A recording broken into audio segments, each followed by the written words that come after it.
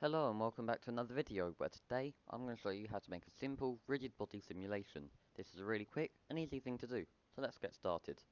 The first thing we're going to do is delete the default cube. Click on it, press X, then enter. We're now going to add in some balls to drop and show our rigid body simulation on.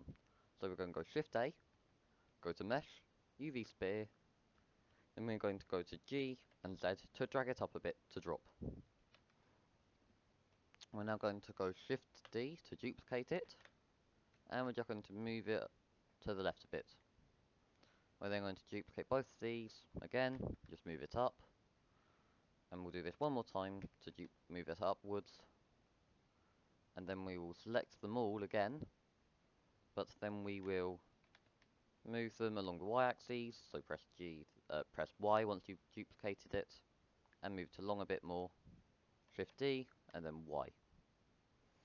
There we go, so that's what we'll be dropping. You can put as many balls or any other shape you want there. I'm just going to be using these balls because it's easy to understand and see. We're now going to click on and select them all. So they're all selected, just double check. We're then going to go down to here, Physics Properties. We're going to click on Rigid Body. We're going to change the type to keep the type on Active. And then the difference between active and passive means active will actively fall and actively interact with things, while passive means it will stay still, won't be affected by gravity, but will still be able to interact. It will still be able to, if something lands, it will just be able to roll down it. This will make sense in a minute when we add something to catch all of the balls. The other thing is shape. We're going to change shape to mesh. What the shape does is it will give it a bounding box around the object, so if something else hits this collision box or bounding box, it will then register as a hit, and then will change with how gravity would make the move apart. With mass is like the weight, so you can make this, you can increase this number as much as you want, or you can decrease this depending if you want it to be lighter or heavier. I'll leave it as the default 1. But now, if we pressed enter, it would only affect one of these balls. So we're going to go to Object, Rigid Body, and Copy from Active. This just saves you a bit of time instead of having to do them all at once. Because it looks perfect falling, if you want you can duplicate some of it and just move it to the side a bit, just so it's not quite the same. But we're about to give it something to land in and interact with. So if we go Shift A, Mesh, UV Sphere, and we're going to press S to scale it up a bit more. We're then going to press 1 and Tab to go to edit mode. We're then click on X-ray mode up here, and we're going to select only the top half of this, and then we're going to press X, then enter. Then we're going to press Tab, which gives us our bowl. We're going to leave X-ray mode, and you're going to scale it up a bit more, and now we're going to give this a rigid body, and change it to passive. We leave it on the default convex hull, and we pressed enter. When it hits it, you can see it will just slide off the top and doesn't go in, which is not what we want it to do. So if we change this convex hull to mesh, and just give it a bit more size, and it press enter, you can see it slowly will all just land inside and will follow the mesh of the bowl. So what we're going to do is we are going to just scale the bowl down a bit and move it so it's underneath. If it looks like they're overhanging the bowl, we'll just delete them quickly. So we'll just delete a few of them. There we go. So all of that should just land in our bowl. Okay, so now we're going to go to rendering rigid body, because you will see with this that light will bounce off the objects and interact with each other as well. So we're going to give all of the circles one colour and then the bowl a separate colour. We're also going to just move this up so it's, and move these up a bit so it's not underneath the world. There we go. So that just gives us a bit more space to work with without cutting it off.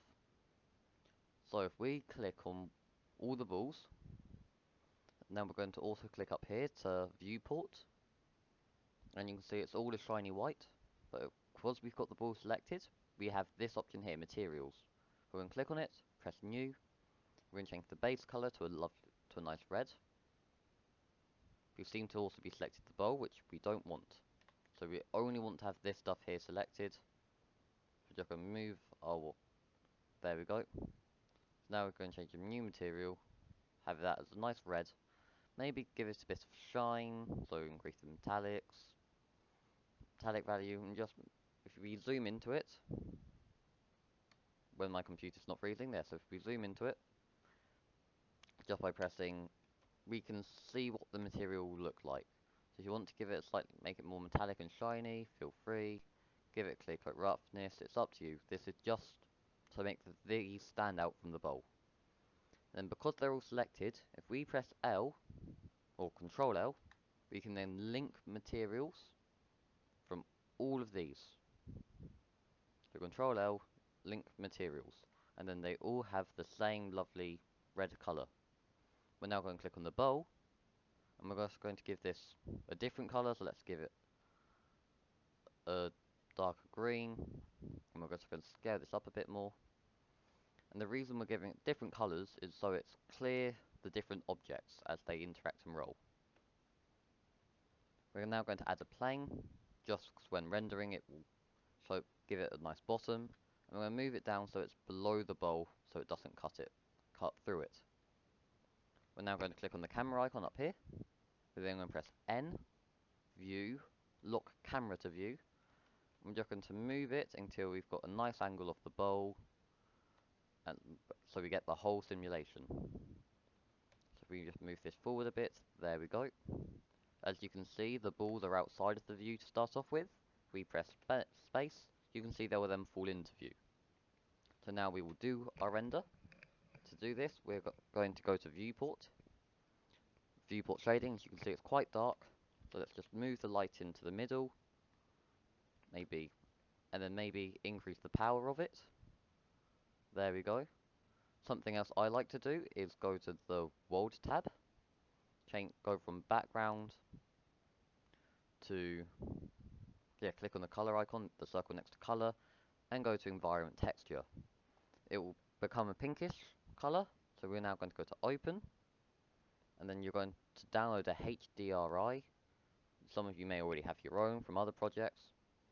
So I'm just going to quickly go to downloads and open one. So I'll see once I found one I am happy with. Okay, so I found a really nice HDRI, so we're going to go to open, then you can find where you've saved it to, so I've saved it here, Studio Small 03 1K. And as you can see, if we delete this light here, it has just given it a bit of brightness and what studio lighting would be. You can pick some other HDRIs or other lighting effects if you want. As you can sort of see, it's around here, the studio, but none of that gets rendered in with the camera because we've got the plane there. The reason we do HDRIs is because it just gives it some lighting without us having to do the work. The link to download this HDRI will be in the description. We're now going to go up to Output Properties, and we're going to, if you want to, you can change the camera resolution. I know Instagram uses 1080 by 1080. I'm going to leave it as what it was because I'm happy with it. You're now going to change your output folder, which is where the final video will be saved to somewhere you'll be able to find later. So there we go. We're then going to change the file format from PNG to FFmpeg video. We're going to change encoding to MPEG-4. And then we're just going to save everything, because sometimes it can be a bit glitchy. So just pick a name. So I'm going to go rig, because it's a rigid body, and I'll know what that is later. So we're just going to save that. And then we should be good to render this. We can then just go to render. Actually, another good idea to just make things look smoother. So we click on camera, change it to Eve to cycles. This will just give it a much smoother and nicer look. And then change device from CPU G to GPU complete. You'll suddenly be able to hear your computer kick in. This may take a second, so just give it some time. This is why you want to save it beforehand, because it can crash. And then when you're happy with everything, you can see it's already given it a bit more shine. And it won't look as speedy and gritty later on. Once we've done the render, it will look a lot nicer. So we're going to go to render, render animation. There is no time of how long this will take. If you have a really fast beefy computer, it can take 5-10 minutes. If you've got a slightly older, slower laptop, it might be able to take an hour. So go have a cup of tea. You can see here how long it's gone through. And also on the actual blender, there'll be a percentage here of how far through per frame it is. So we're going to be rendering 250 frames. For some people that might take too long, so I would recommend, if you're not sure on your computer's capability, to have that set to 120. And then if you have changed that number, you are going to have to cancel the render by pressing X, and then you're going to have to re-press render. That may have, so there we go. I've changed this to 120, just to make it easier on people's computers. We're going to go to render, render animation, and as you can see, it started loading in. Every single one of these squares is a core that is rendering. So if you have just two cores on your graphics card, it will only be two. I've got my graphics card and CPU working, which is how it was set up a while ago. So I've got however many there are there. This can take a while, so I will see you once this is finished with the final video. Okay, so my one looks slightly different because I lost power to my computer, so the render crashed. This one I did earlier. So thank you for watching. If you like this video, please consider liking, subscribing, and I'll hopefully see you in the next one. See you. Bye. Bye.